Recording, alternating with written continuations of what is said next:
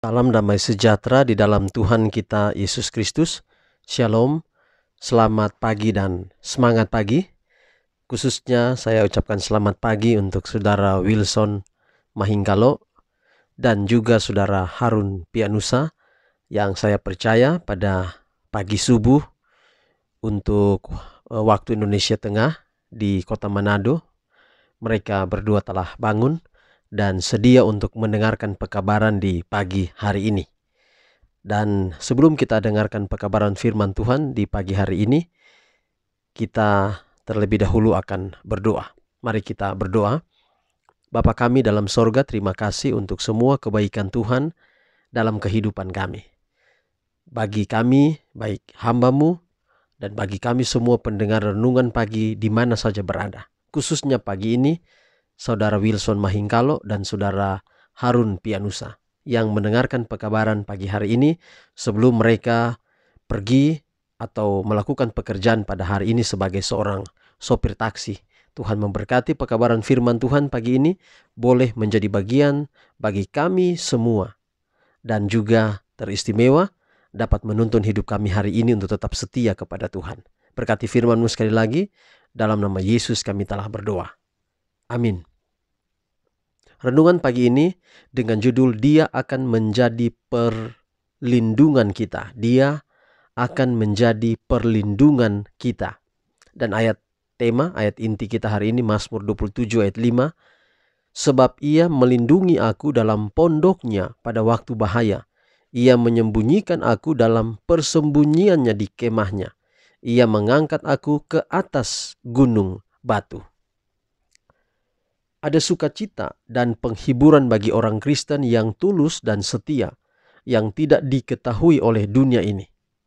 Bagi mereka itu adalah misteri. Pengharapan orang Kristen itu besar dengan kekekalan dan penuh dengan kemuliaan. Pengharapan itu masuk ke dalam di belakang tirai dan juga sebagai jangkar bagi jiwa, tetap dan teguh. Maka apabila badai murka Allah dituangkan atas mereka yang jahat, pengharapan ini tidak akan gagal bagi mereka yang tulus, karena mereka bersembunyi dengan rahasia dalam pondoknya. Ada masa kesukaran di hadapan kita. Penghakiman Allah sedang datang atas dunia kita ini. Bangsa-bangsa dunia akan gemetar. Akan ada pencobaan dan kebingungan pada segala pihak. Hati manusia pun mati karena ketakutan. Dan apakah yang akan kita lakukan pada hari itu? Meskipun bumi terhuyung-huyung seperti orang mabuk dan bergoncang-goncang seperti pondok tempat orang bermalam. Jika kita menaruh pengharapan kita pada Allah, Dia akan melepaskan kita. Orang yang duduk dalam lindungan yang maha tinggi dan bermalam dalam naungan yang maha kuasa. Sebab Tuhan ialah tempat perlindunganmu yang maha tinggi. Telah kau buat tempat perteduhanmu. Malapetaka tidak akan menimpa kamu, sebab malaikat-malaikatnya akan diperintahkannya kepadamu untuk menjaga engkau di segala jalanmu. Kristus melihat akhir peperangan itu. Peperangan itu sedang berkecamuk, semakin lama semakin ganas. Segera Dia yang berhak atasnya akan datang dan akan mengambil sebagai miliknya segala sesuatu dalam dunia kita ini. Segala kebingungan di dunia kita ini, segala kekejaman dan kejahatan adalah kegenapan dari perkataan Kristus. Semuanya itu adalah tanda-tanda kedatangannya yang sudah dekat. Pada hari kedatangannya itu, Kristus akan memelihara orang-orang yang telah mengikut Dia, yang adalah jalan, kebenaran, dan hidup.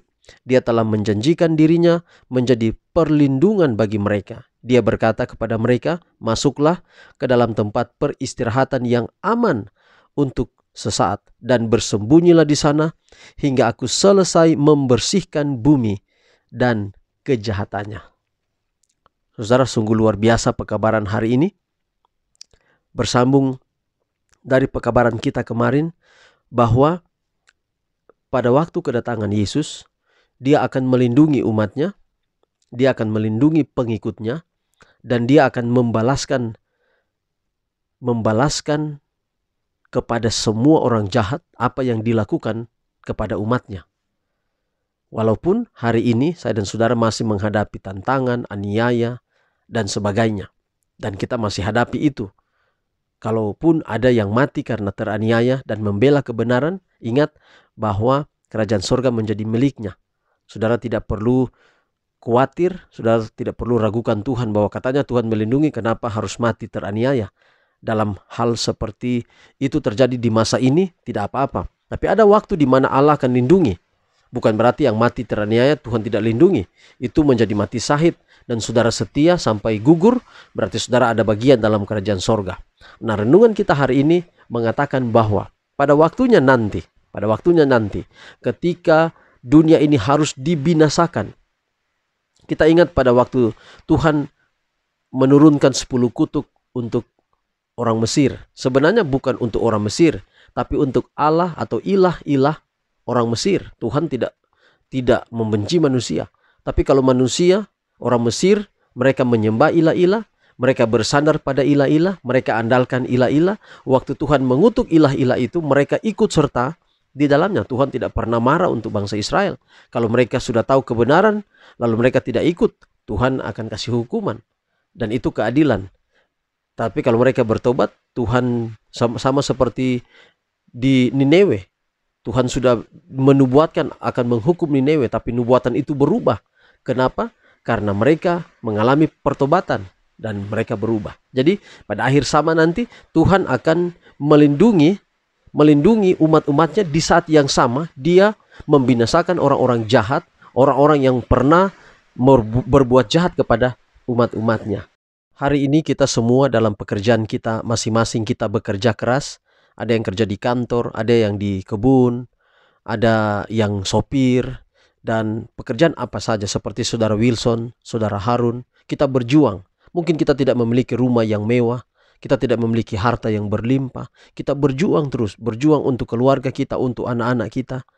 Jangan putus asa, jangan kecewa. Paling penting adalah kita setia kepada Tuhan. Kalau kita setia kepadanya, kita berbakti kepada Tuhan. Dan kalau Tuhan Yesus datang nanti, dan doa kita rindu agar apa yang kita alami sekarang ini tidak berkepanjangan. Kita rindu semua bahwa Yesus segera datang. Karena dalam kedatangannya itu dia melindungi kita. Dan dia akan membawa ke tempat yang kita tidak lihat sekarang ini. Mungkin kita bisa bayangkan tempat itu.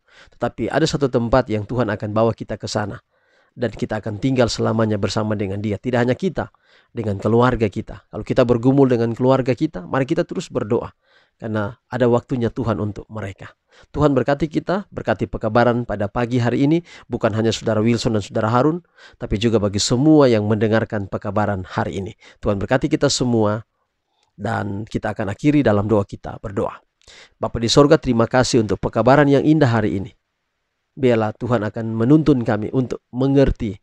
Dan kami memiliki keyakinan bahwa kami tidak mau jauh dari Tuhan. Kami mau tetap setia kepada Tuhan. Apapun pergumulan kami hari ini kami hadapi, kami tetap mau percaya kepada Tuhan. Berkati kami semua, berkati khusus saudara Wilson Mahingkalo dan saudara Harun Pianusa, rumah tangga mereka masing-masing, keluarga Mahingkalo Papona. Tuhan berkati keluarga ini, juga keluarga khusus keluarga Bapak Harun. Tuhan berkati rumah tangga, berkati semua pergumulan rumah tangga, berkati anak-anak dalam masa muda, dalam pendidikan, dalam rumah tangga. Tuhan turut campur tangan. Inilah doa kami. Terima kasih Tuhan, terpujilah namamu. Dalam nama Yesus kami telah berdoa, amin.